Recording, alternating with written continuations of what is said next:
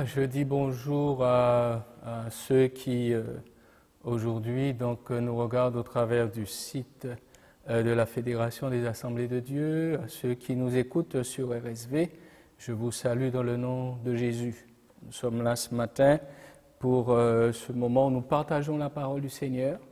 Je suis donc Didier Élise du secteur Capesterre Trois-Rivières et ce matin, je suis avec vous sur ce site et au travers de la radio pour le partage de la parole du Seigneur.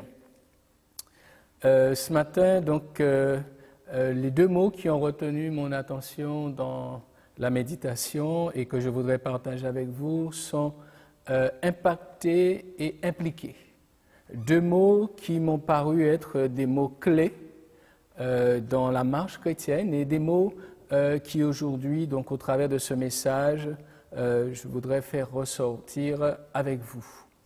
Nous sommes dans un temps où la question de la remise en question est évidente, chacun en parle, se voir, se réviser sa copie, je dirais, voir où on en est spirituellement.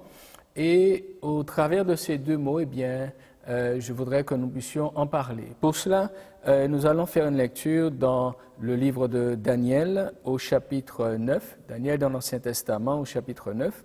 À partir du verset 1er, nous irons premièrement jusqu'au verset 4. Il est dit « La première année de Darius, fils d'Assuérus de la race des Mèdes, lequel était devenu roi du royaume des Chaldéens, la première année de son règne, moi Daniel, je vis par les livres qu'il devait s'écouler 70 ans pour les ruines de Jérusalem, d'après le nombre des années dont l'Éternel avait parlé à Jérémie le prophète.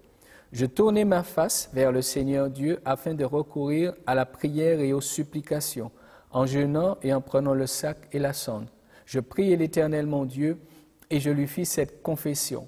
Seigneur Dieu grand et redoutable, toi qui gardes ton alliance et qui fais miséricorde à ceux qui t'aiment et qui observent tes commandements. Amen. J'arrête ici ma lecture. Dans un premier temps, au travers de l'exemple de Daniel, de son témoignage, j'aimerais donc mettre en évidence le fait qu'il a été impacté par la lecture de la parole de Dieu. Il dira donc « Je vis par les livres qu'il devait s'écouler 70 ans pour les ruines de Jérusalem. » Cet homme-là, en faisant cette lecture, sera donc touché, sera impacté par la parole du Seigneur.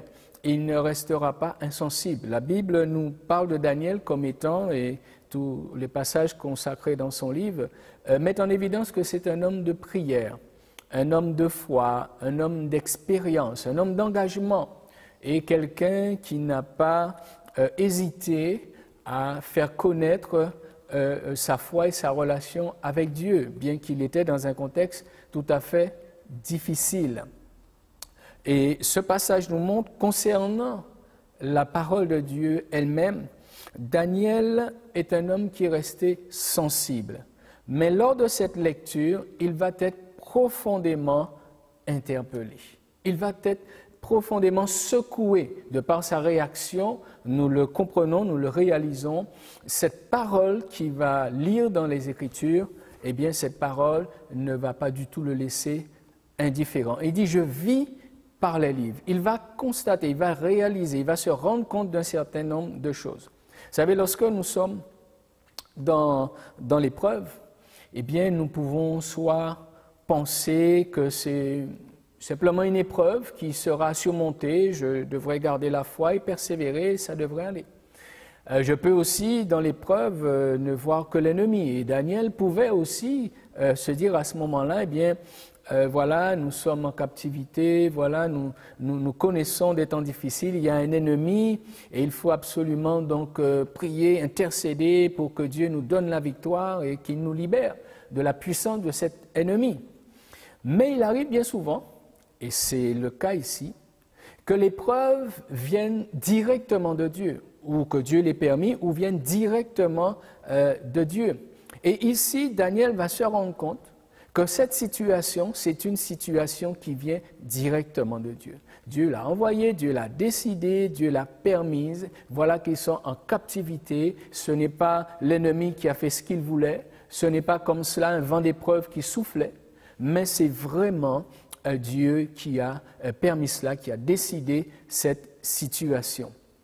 Quelle est cette situation que nous découvrons donc dans Jérémie? Je vais vous inviter donc à faire cette lecture avec moi. Dans Jérémie, le chapitre 25 et le verset 11, ce passage met en évidence ce qui a interpellé Daniel. Il est dit « Tout ce pays deviendra une ruine, un désert, et ces nations seront asservies au roi de Babylone pendant 70 ans. » Ce sont des choses qui avaient déjà été annoncées. Et lorsque nous considérons depuis le verset 2, c'est Jérémie qui parle de la part du Seigneur. Et Jérémie qui annonce ces choses. Il nous est dit, « Parole que Jérémie prononça devant tout le peuple de Juda et devant tous les habitants de Jérusalem en disant, « Depuis la 13e année de Josias, fils d'Amon, le roi de Juda, il y a 23 ans que la parole de l'Éternel m'a été adressée. Je vous ai parlé dès le matin et vous n'avez pas écouté. » L'Éternel a envoyé, verset 4, tous ses serviteurs, les prophètes, et il les a envoyés dès le matin. Et vous n'avez pas écouté, vous n'avez pas prêté l'oreille. Daniel prend en considération, prend connaissance, je dirais, de ces textes et qui lui permettent de savoir que ce qu'il est en train de vivre, la situation dans laquelle il se trouvait, c'est quelque chose que Dieu avait annoncé d'avance. Dans ce même passage, dans cette même lecture, il nous a dit au verset 7, un peu plus loin, « Mais vous n'avez pas écouté, dit l'Éternel, afin de m'irriter par l'ouvrage de vos mains pour votre malheur. C'est pourquoi, ainsi parle l'Éternel des armées, parce que vous n'avez pas écouté, j'enverrai chercher tous les peuples du septentrion, dit l'Éternel, et j'enverrai auprès de Nebuchadnezzar, roi de Babylone, mon serviteur, et je le ferai venir contre ce pays et contre ses habitants et contre toute cette nation alentour, afin de les dévouer par interdit et d'en faire un objet de désolation et de moquerie, de ruine éternelle. Verset 10. Je ferai cesser parmi eux les cris de réjouissance, les cris d'allégresse, les chants du fiancé, les chants de la fiancée, le bruit de la meule et la lumière de la lampe. Dans ce passage, on se rend compte que Dieu a décidé un temps où il fera cesser toutes choses. Toutes choses vont s'arrêter, que ce soit les cris de joie ou la meule qui tourne. Pour nous faire référence, donc, bien sûr, aux activités que ces personnes pouvaient avoir. N'est-ce pas aujourd'hui un temps où nous avons connu, où tout s'est arrêté? N'est-ce pas un temps aussi aujourd'hui où nous avons été tous stoppés dans nos activités et nous avons dû donc prendre un temps d'arrêt pour considérer et réaliser. N'est-ce pas là peut-être un temps aussi que Dieu a permis, je ne dis pas que c'est lui qui a envoyé quoi que ce soit, mais n'est-ce pas là un temps qui nous était donné aussi, un temps où tout a cessé, qui nous était donné pour pouvoir reconsidérer nos voies, et c'est l'idée de ce partage de ce matin, de ce message, que nous puissions prendre le temps de réaliser, mais quel est l'impact de la parole sur nos vies? Est-ce que les temps passés, il y avait un véritable impact sur les Écritures, sur nos vies? Et le témoignage de Daniel est là pour mettre ces choses en évidence. Ici, dans cet exemple-là de Daniel au chapitre 9, nous réalisons que la parole va produire un réveil de sa conscience. Un réveil de sa conscience. Et vous savez, lorsqu'il est question de réveil spirituel, je crois que nous n'avons pas forcément besoin d'aller chercher des choses loin. Si nous aspirons et nous soupirons à un réveil spirituel, nous n'avons pas besoin de chercher des choses nouvelles, des choses lointaines. Non. Je crois que la meilleure manière d'arriver à un réveil spirituel, c'est de revenir à la simplicité de la parole, de revenir à la réalité de la parole, de redonner à la parole la place qui lui revient dans notre vie au quotidien, et pas seulement en fonction de ce que cela pourrait nous arranger, je dirais cela comme cela, mais que vraiment cette parole puisse à nouveau pouvoir toucher nos cœurs, puisse à nouveau éclairer nos sentiers et nous montrer ce que nous avons à faire, à la limite aussi ce que nous avons à rectifier. Parce que je pense qu'avec le temps, il y a un certain nombre de choses à rectifier. Je pense qu'avec le temps, il y a certaines choses, certaines bases, certaines bornes desquelles nous avons sans aucun doute dû nous éloigner. Et la parole, aujourd'hui, devrait avoir ce même impact qu'elle a eu dans la vie de Daniel, le réveil de sa conscience. Le réveil de sa conscience. Vous savez, au travers de l'exemple de Daniel, on réalise qu'on peut être très spirituel. Quelqu'un qui prie, qui jeûne et qui expérimente la grâce de Dieu, mais sans pour autant être conscient d'un état spirituel qui est présent. Et Daniel a eu l'air d'être surpris, interpellé. Et pourtant, c'est un homme qui a fait beaucoup d'expériences avec Dieu. Nous avons tout cela rédigé dans les Écritures. On pourrait dire pour Daniel, tout est OK, tout va bien. Et là, Daniel, il est en train de faire un constat. Il y a un état moral et spirituel que lui révèle la parole. Parfois, à nos yeux, nous pouvons penser que tout va bien. Mais qu'en est-il aux yeux de Dieu? Nous avons besoin de nous arrêter. Et ce n'est pas de n'importe quelle manière que nous avons besoin de comprendre cela, ni le chercher, mais c'est vraiment au travers de la parole du Seigneur. Toujours dans le chapitre 9 de Daniel, les versets 5 et 6, la suite de la lecture, Daniel dira « Nous avons péché et nous avons commis l'iniquité, nous avons été méchants et rebelles, nous nous sommes détournés de tes commandements et de tes ordonnances. Nous n'avons pas écouté tes serviteurs les prophètes qui ont parlé en ton nom à nos rois, à nos chefs, à nos pères et à tout le peuple du pays. » Daniel dit « Nous avons commis l'iniquité. » Il prend conscience de l'état spirituel réel du peuple. Vous savez, par moment, on peut être dans une situation, réussir simplement à en sortir et vivre autrement, arranger ses affaires, mais sans que réellement la situation sur le plan spirituel soit réglée. C'est pour ça que nous le disons souvent. Il ne s'agit pas de revenir dans l'Église et simplement s'asseoir et ne plus faire ce que nous faisions avant. Il faut que par la grâce de Dieu, les choses aient été réglées. Et il faut que le sang de Jésus ait lavé, purifié du péché de l'iniquité. Il faut qu'il y ait une reconnaissance des choses qui ont été faites, une conviction de péché, de justice et de jugement. Et là, oui, un travail profond se fait. Là, ce peuple était dans une situation où il pouvait se placer en victime. Mais ce qui avait été fait auparavant, le fait qu'ils étaient détournés de Dieu, ça n'avait pas été réglé. Et ils étaient en captivité à cause de ça, mais ça n'avait toujours pas été réglé. Et il s'agira donc de ne pas garder les choses en l'état, il faut régler les choses. J'aimerais faire une parenthèse et mettre en évidence une chose encore ce matin, c'est que pour faire ce constat, nous employons tous les moyens techniques qui existent aujourd'hui, et c'est bien, c'est d'utilité, ça aide dans les circonstances. Mais la vie de l'Église, le fonctionnement de l'Église ne peut pas être structuré sur des bases virtuelles. On ne peut pas avoir un fonctionnement d'Église uniquement au travers de ces moyens. Ça sert pour un temps de crise, temps de difficulté, temps particulier, pour un côté pratique, ça apporte son lot d'utilité. Mais l'Église doit vite retrouver, je dirais, son regard sur la bonne manière que Dieu a décidé les choses et prier pour que Dieu permette que les choses se fassent. Parce qu'au travers des caméras et des écrans, eh bien, personne ne voit personne. Vous me voyez, mais je ne vous vois pas. Et s'il fallait considérer l'état d'une Église, comment peut-on considérer l'état de croyants qu'on ne voit pas au travers des médias? Donc vous comprenez bien que ça a son utilité, mais ça n'accomplit pas l'œuvre de Dieu. Au travers des caméras, on ne montre que ce qui va, ou que ce qu'on veut montrer. Mais au travers des médias, des caméras et de ces moyens audiovisuels, on ne connaît pas la réalité de la vie d'une Église. On ne connaît pas la réalité de la vie d'un serviteur. On ne connaît pas la réalité du fonctionnement qu'il y a de chaque membre de cette Église. Et cela, nous devons veiller aujourd'hui, au travers de ces moments, à ne pas nous retrouver dans un fonctionnement qui ne nous permettrait pas de faire un vrai bilan, un vrai constat, et de laisser Dieu nous interpeller sur les réalités.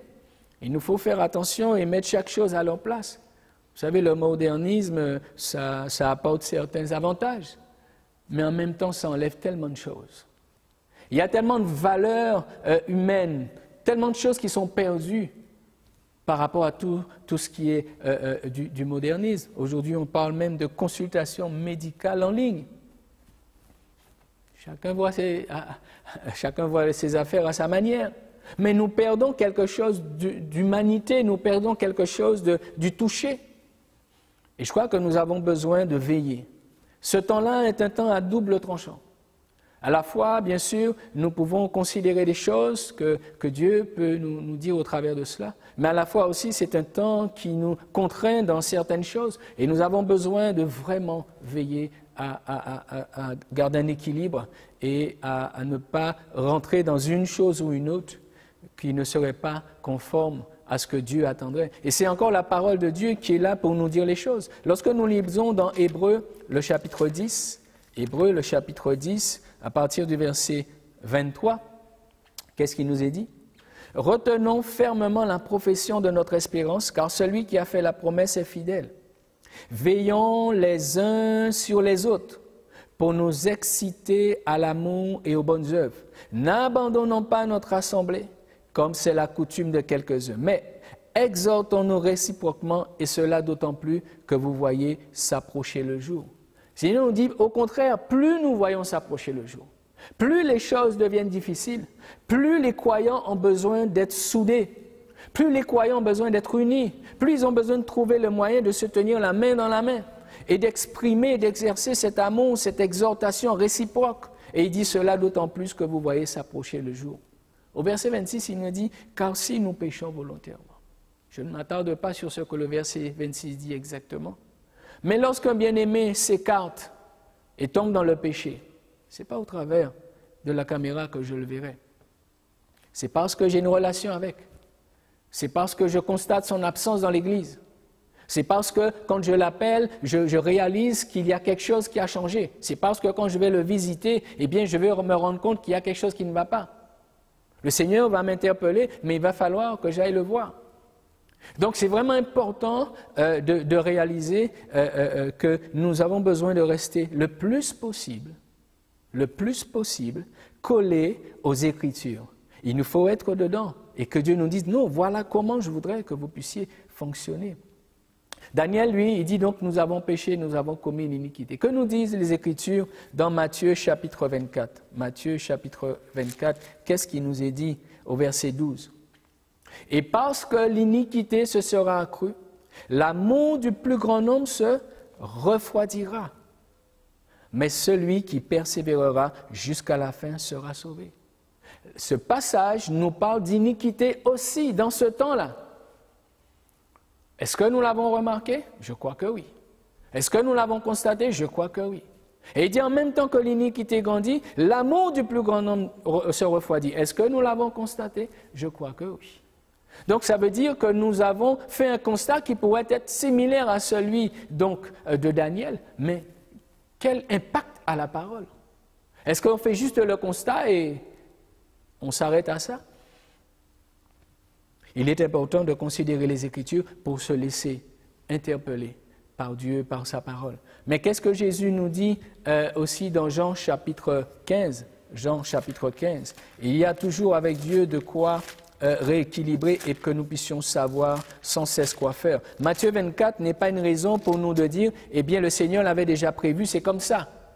Parce que la parole elle-même vient nous dire dans Jean chapitre 15 à partir du verset 10, « Si vous gardez mes commandements, vous demeurerez dans mon amour, de même que j'ai gardé les commandements de mon Père et que je demeure dans son amour. » Verset 11, « Je vous ai dit ces choses afin que ma joie soit en vous et que votre joie soit parfaite. C'est ici mon commandement, aimez-vous les uns les autres comme je vous ai aimés. Il n'y a pas de plus grand amour que de donner sa vie pour ses amis. Vous êtes mes amis si vous faites ce que je vous commande. » C'est vraiment aujourd'hui la nécessité pour chacun d'entre nous de trouver au travers des Écritures ce que Dieu attend de nous, et surtout dans ces moments particuliers. Comment nous devons nous positionner et quelles implications nous devons avoir, quel impact, quelle place, quelle part la parole doit avoir dans notre existence. C'est sans aucun doute un temps que Dieu permet. J'aimerais encore une fois attirer votre attention et alerter sur le fait que nous devons veiller à ce que les concepts du monde, ne puissent pas, je dirais, impacter le fonctionnement de l'Église. Ça, nous avons besoin de toute la grâce de Dieu pour discerner quelle est la volonté de Dieu, ce qui est à faire, ce qui n'est pas à faire. Il nous faut vraiment faire preuve de discernement pour ne ni être excessif, mais non plus ni se relâcher dans les principes. Et il y a donc des choses auxquelles nous devons faire très attention afin que l'Église ne soit pas gérée, je dirais, comme une entreprise. Que l'Église ne soit pas gérée avec des principes et des méthodes, parce qu'une entreprise cherchera du profit, une certaine croissance. Mais est-ce la priorité dans l'Église? N'est-ce pas la priorité de se soucier de l'état des âmes, des brebis? N'est-ce pas la priorité de toujours veiller à la bonne marche du troupeau? Donc, faisons attention pour que nous ne puissions pas inverser les choses sous influence des préceptes et des principes de fonctionnement de ce monde sous lesquels nous sommes beaucoup influencés, puisque les choses donc, nous sont même le plus souvent proposées. Nous avons besoin de faire attention. Alors que la parole de Dieu vraiment soit au centre de nos vies. Daniel a compris par la parole que la vie du peuple n'était pas conforme à la volonté de Dieu. Daniel chapitre 9, verset 10, il dira « Nous n'avons pas écouté la voix de l'Éternel notre Dieu pour suivre ses lois qu'il a mises devant nous par ses serviteurs les prophètes. Tout Israël a transgressé ta loi et s'est détourné pour ne pas écouter ta voix. Alors se sont répandues sur nous les malédictions et les imprécations qui sont écrites dans la loi de Moïse, serviteur de Dieu, parce que nous avons péché contre Dieu. » Daniel met en évidence que la parole n'a pas été honorée.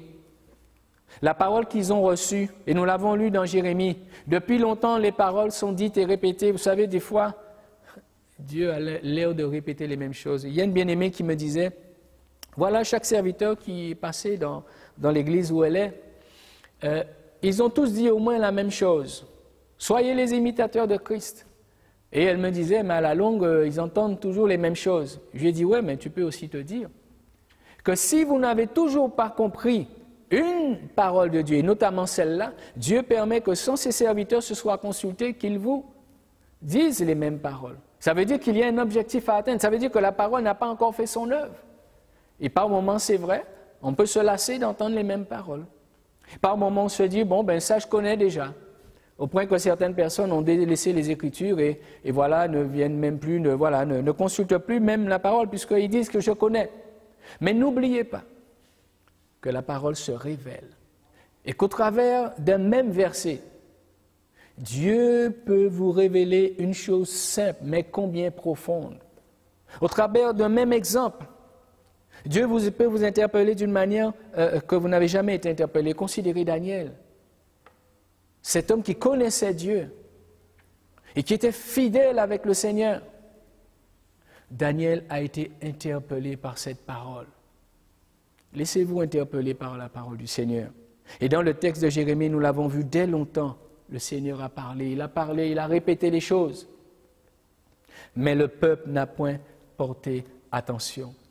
Le deuxième point que je veux voir avec vous, qui émerge de ce texte du livre de Daniel et du témoignage de Daniel, le deuxième mot qui nous aidera à savoir aujourd'hui quelle est la part. Le premier, je viens de parler, c'est de l'impact de la parole sur nos vies. Comment la parole doit être toujours capable de nous toucher et de nous sensibiliser. Le deuxième mot, c'est le mot impliqué, implication, impliqué. Daniel, lorsqu'il va lire cela, lorsqu'il va voir par les livres ce qui était écrit, il nous est dit au verset 3, « Je tournai ma face vers le Seigneur Dieu afin de recourir à la prière et aux supplications, en jeûnant et en prenant le sac et la cendre. » Daniel va avoir une réaction. Il ne va pas seulement être touché par la parole. Il ne va pas seulement considérer la parole. Sa conscience va être éveillée par la parole. Mais Daniel va aussi vers une chose, il va réagir. Et il va prendre position. Il va s'investir, il va s'engager devant Dieu en faveur d'eux. C'est un mot qui, aujourd'hui, devrait nous dire, chacun d'entre nous, où est-ce que nous en sommes avec Dieu. Est-ce que nous sommes encore ces personnes d'engagement, tout feu, tout flamme pour le Seigneur? Ou est-ce qu'aujourd'hui, nous sommes devenus un peu lents à la réaction? Un peu lents à rentrer parce que nous avons tout un tas de considérations. Est-ce que nous avons encore cette liberté, cette spontanéité, ce zèle? Daniel, dès que la parole l'a interpellé, eh bien, il a pris position, il s'est impliqué spirituellement, il s'est impliqué devant le Seigneur.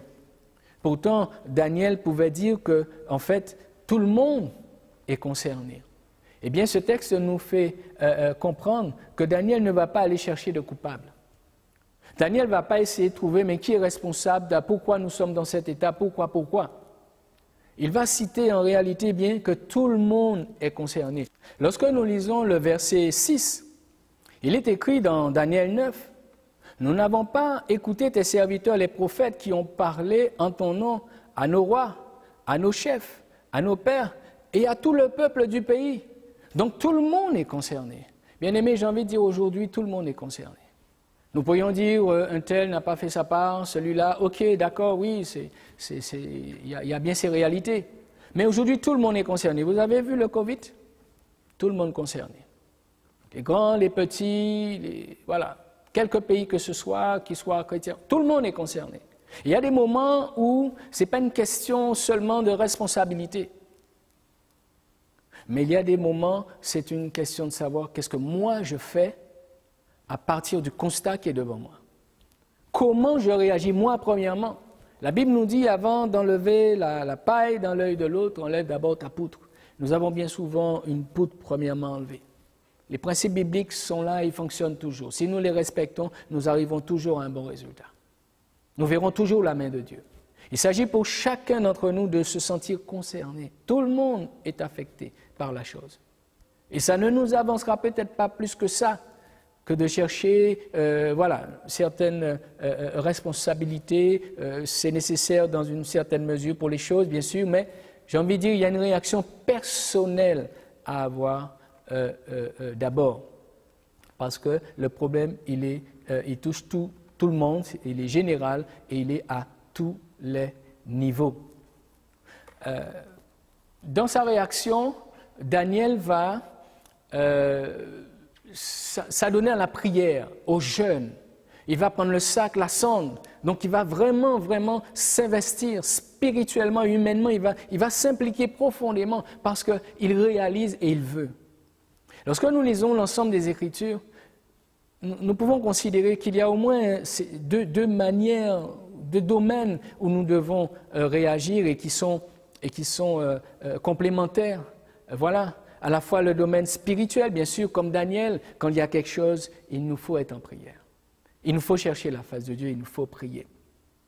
Mais aussi dans Actes chapitre 3, parce qu'il y a le côté très pratique de l'Évangile que j'aimerais aussi mettre en avance. Lorsque nous considérons l'exemple de Pierre et de Jean dans Actes chapitre 3, lorsqu'ils vont aller au temple, ils vont aller à la prière, dans un temps de culte, de louange, on pourrait dire cela comme ça. Ils vont aller adorer Dieu parce qu'ils connaissent le Seigneur. Ils vont rencontrer cet homme qui est assis à la porte du temple. Et voilà que cet homme est dans un besoin. Mais Pierre et Jean, eux, ils vont à la prière. Mais on retrouve ici, au travers de leur témoignage, des hommes qui vont être impactés, touchés par la situation de cet homme, mais des hommes aussi qui vont s'impliquer. Ils vont s'impliquer. Et ils vont réagir sur ce plan spirituel. Et au verset 6, voyant cet homme donc assis, Pierre lui dit, « Je n'ai ni argent ni or, mais ce que j'ai, je te le donne. Au nom de Jésus-Christ de Nazareth, lève-toi et marche. » Et ils ont eu raison de s'arrêter avant d'arriver là où ils allaient. Ils ont eu raison de prendre le temps parce que cet homme-là a été touché par la grâce de Dieu. Et ensuite, il est devenu un adorateur parce que la Bible nous dit un petit peu plus loin, eh bien, d'un saut, il fut debout et il se mit à marcher. Il entra avec eux dans le temple, marchant, sautant et louant Dieu. Donc, lorsque l'on s'arrête, lorsque l'on s'implique pour quelqu'un, oui, il y a un moment où on trouve le bénéfice de voir cette personne de pouvoir devenir adorateur. Donc, on n'a plus d'intérêt de l'aider là, dans sa misère, dans sa détresse, parce qu'on peut le voir demain être dans de bonnes conditions, dans de bonnes voies et accomplir de bonnes œuvres, que de le laisser là dans sa misère, mais demain il sera encore un problème, pour lui, mais aussi des fois pour nous-mêmes. Donc, des fois, nous avons besoin de réaliser qu'il y a certaines réactions à avoir. Lorsque nous lisons toujours Acte 4, un peu plus loin, à partir du verset 32, mais nous lirons versets 34 et 35 simplement. C'est l'Église dans son fonctionnement. Car il n'y avait parmi eux aucun indigent. Tous ceux qui possédaient des champs ou des maisons les vendaient, apportaient le prix de ce qu'ils vendaient et le déposaient aux pieds des apôtres et l'on faisait des distributions à chacun selon qu'il en avait besoin.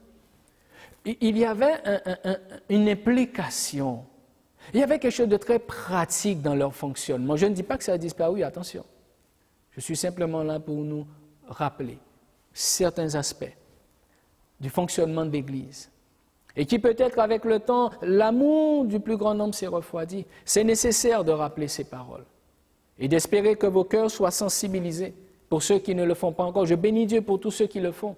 Et je vous encourage à persévérer même si c'est difficile. Vous êtes impliqués, vous vous engagez, vous êtes très concret dans votre engagement spirituel. Je bénis Dieu pour chacun d'entre vous, mais il y a encore beaucoup d'autres bien-aimés qui ont besoin, de comprendre que Dieu attend d'eux qu'ils s'impliquent. Pas seulement qu'ils entendent, pas seulement qu'ils soient fidèles aux réunions, qu'ils soient fidèles à suivre les réunions, quel que soit le moyen qui est employé, mais que Dieu aussi les appelle à s'impliquer. Il y en a, sinon je n'aurais pas eu à partager ça ce matin. Il y en a qui ont besoin de l'entendre et de le comprendre. Seulement nous avons juste besoin de discerner ce qu'il faut faire selon les situations. Prier le Seigneur et lui demander de nous conduire, chacun pour notre part. Jésus lui-même a mis en garde contre le manque de sensibilité et le manque d'implication. Vous connaissez sûrement ce passage pour la plupart dans Luc chapitre 10.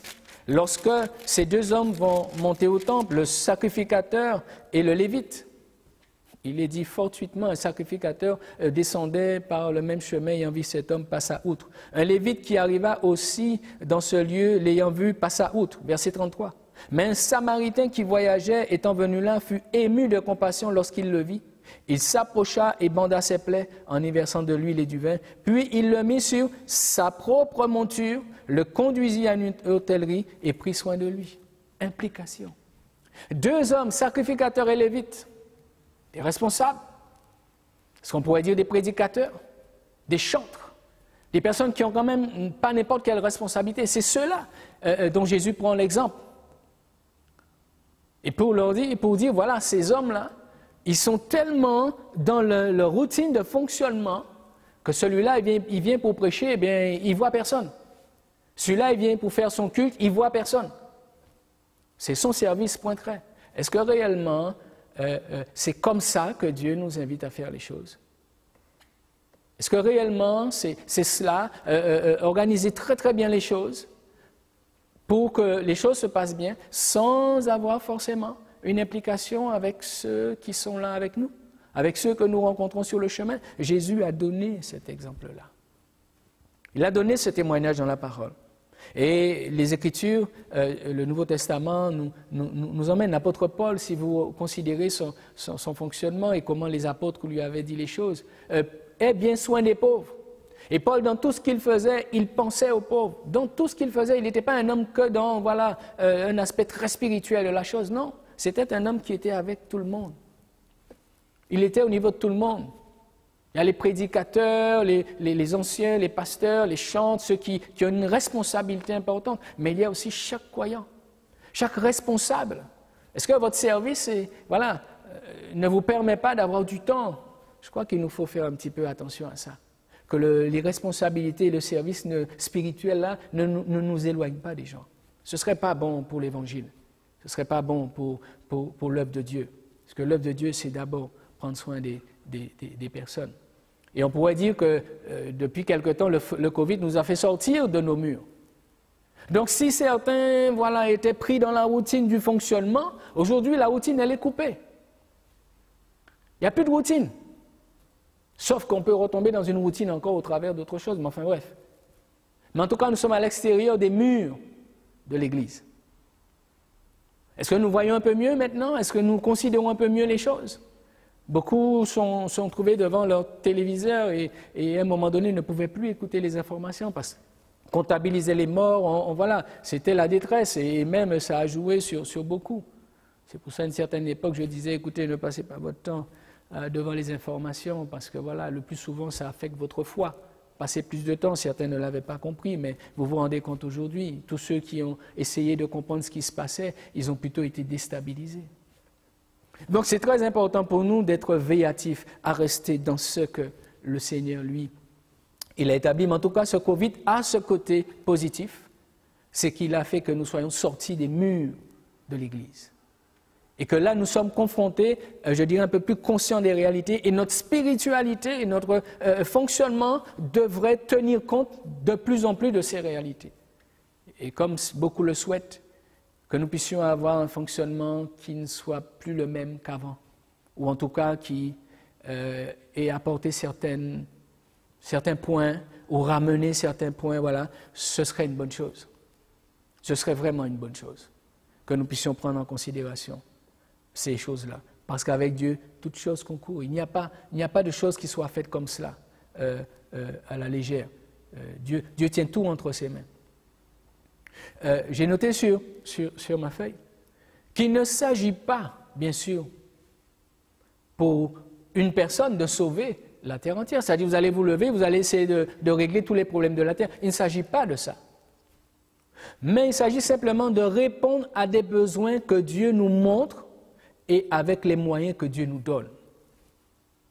Il ne s'agit pas de sauver la terre entière seule, mais de répondre à des besoins que Dieu nous montre avec les moyens que Dieu nous donne. Ça fait la différence. Quand Dieu nous interpelle sur quelque chose, agissons avec foi. Croyons que. D'ailleurs, lorsqu'il a dit aux disciples, allez et faites de toutes les nations des disciples, qu'est-ce qu'il a fait? Il leur a dit, voici, je vous enverrai, vous recevrez le Saint-Esprit. Il leur a dit, allez, mais il les a équipés. Donc à partir du moment que Dieu montre un besoin, il pourvoira, il sera là pour pouvoir au moyen de répondre à ce besoin. Le tout, c'est de savoir est-ce que nous voulons répondre aux besoins. Il nous est dit dans Matthieu chapitre 9, verset 7, « Vous avez reçu gratuitement, donnez gratuitement. » Est-ce qu'avec le temps, on n'a pas inversé un peu les choses? En réalité, l'Évangile n'est pas là pour enrichir les uns ou les autres, ni même que nous puissions avoir de l'embonpoint spirituel, que nous devenions obèses spirituellement parlant. Ce n'est pas le principe de l'Évangile. Le principe de l'Évangile, mais c'est une redistribution de ce qui est donné par Dieu et pour Dieu. Je reprends. L'Évangile n'est pas là pour enrichir les uns les autres, ni même faire de nous des obèses spirituels, mais en fait consiste à redistribuer ce qui est donné par Dieu et pour Dieu. Et nous retrouvons cela dans Acte 3. Ils ont reçu de Dieu, Pierre et Jean ont dit, ce que j'ai, je te le donne. Il l'a reçu de Dieu, donc Dieu lui a donné ça, il faut qu'il le redonne. Il faut qu'il le mette en œuvre. Et dans Acte 4, tout ce que les bien-aimés emmenaient dans l'Église, donc ça avait été donné pour l'avancement de l'œuvre de Dieu, eh bien c'était redistribué. Est-ce qu'aujourd'hui, tout le monde a gardé ces mêmes principes? Ou est-ce que peut-être, certains, sans accuser qui que ce soit, ont pensé avec le temps qu'on donnait, c'était pour qu'ils soient de mieux en mieux. C'est pour qu'ils soient de plus en plus à l'aise dans l'existence.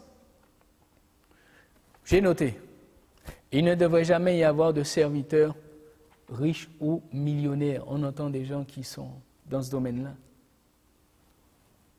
Ils ont tellement de moyens qu'ils ne se déplacent même pas en voiture, mais en jet privé ou autre. Vous savez, il y a bien des gens qui, malheureusement, c'est une réalité, n'ont pas demeuré dans les limites de l'Évangile. Est-ce que vous croyez que ce sera pour leur bien? Souhaitons que ces paroles arrivent au cœur de tous ceux qui doivent l'entendre et se dire, mais quand on donne quelque chose pour Dieu, pour l'œuvre de Dieu, est-ce que je le redistribue? Est-ce que je l'utilise réellement comme Dieu voudrait que je l'utilise? Ou est-ce que je vais ramener cela à moi et m'en servir pour que Dieu nous aide et que si quelqu'un avait besoin ou des personnes avaient besoin de le considérer, qu'ils le considèrent pleinement et profondément. La Bible reste en tout cas la seule norme pour la bonne marche de l'Église. La parole de Dieu, la Bible, reste la seule norme pour la bonne marche de l'Église. Chaque racheté doit s'y conformer et s'y référer. Et comme les chrétiens de Béret, acte 17, nous avons besoin de regarder si ce qui nous est dit, ou si ce que nous vivons, ou nous-mêmes dans notre fonctionnement, que la Bible soit pour nous comme un miroir, que nous puissions considérer à partir de la parole de Dieu, si ce que nous vivons, c'est ce que Dieu attend que nous puissions vivre, chacun pour notre part. Chaque chrétien possède la Bible.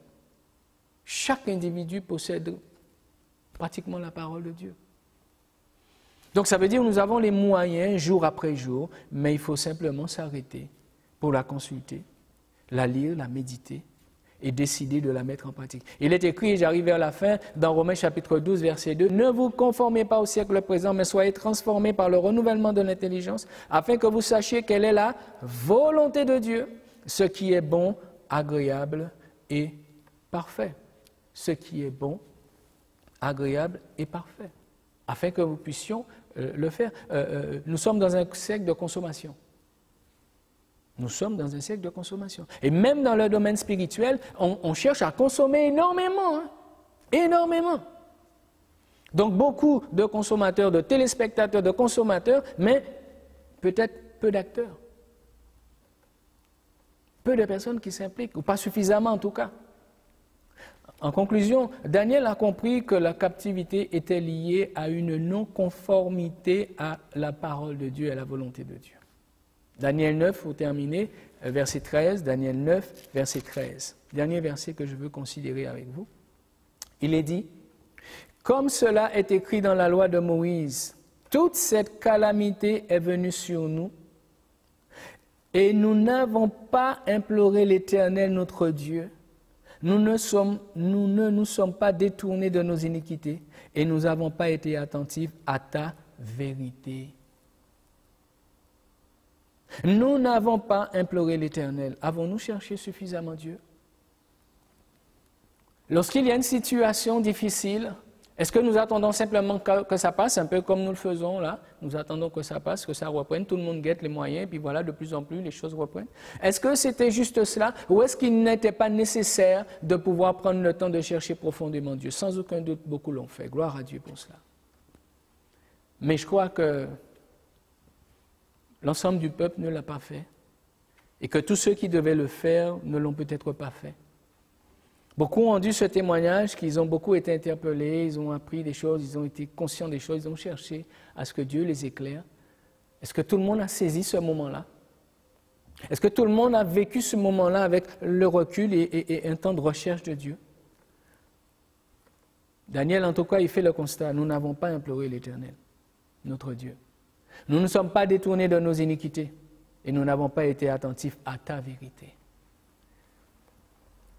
L'amour du plus grand homme se refroidira, l'iniquité grandira, c'est ce que Dieu nous dit dans les derniers temps. Dans d'autres passages, il nous dit, eh bien, se détourneront de la vérité, certains se détourneront de la vérité.